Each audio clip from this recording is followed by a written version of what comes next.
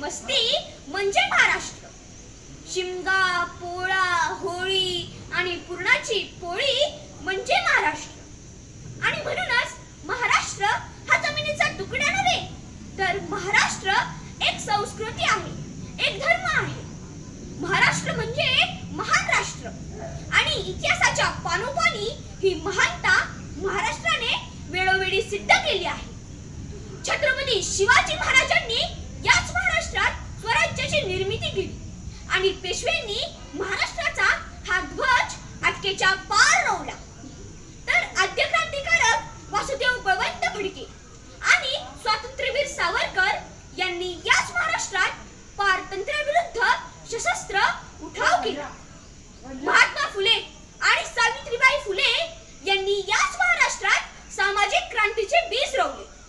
तसेच लोकमान्य टिळक यांनी याच महाराष्ट्रातून इंग्रज सत्तेला आवाहन दिले.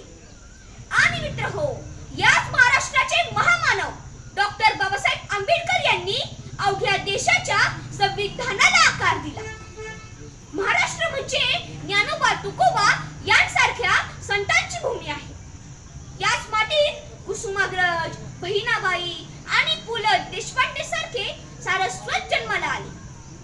विज्ञानाच्या क्षेत्रातील नारळीकर, माशेलकर, काकोडकर यांसारखे शास्त्रज्ञ, कलेच्या क्षेत्रातील लता मंगेशकर, बालगंधर्व आणि दादासाहेब फाळके यांसारखे कलावंत, क्रीडा क्षेत्रातील सुनील गावस्कर, सचिन तेंडुलकर आणि रोहित शर्मा सारखे खेळाडू ही याच मराठी मातीची देशाला देण आहे.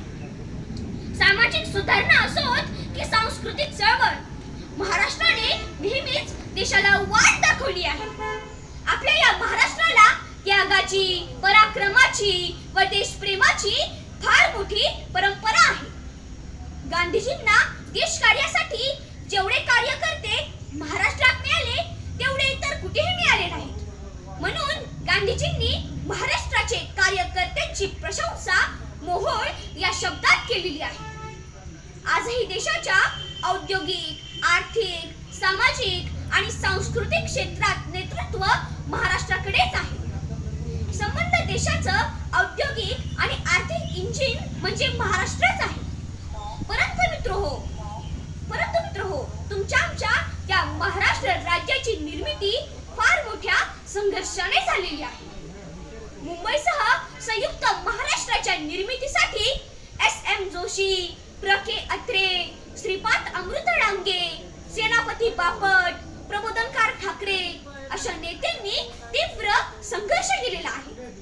तर या राज्याच्या निर्मितीसाठी 106 हुतात्म्यांनी बलिदान दिलेले आहे. तेव्हा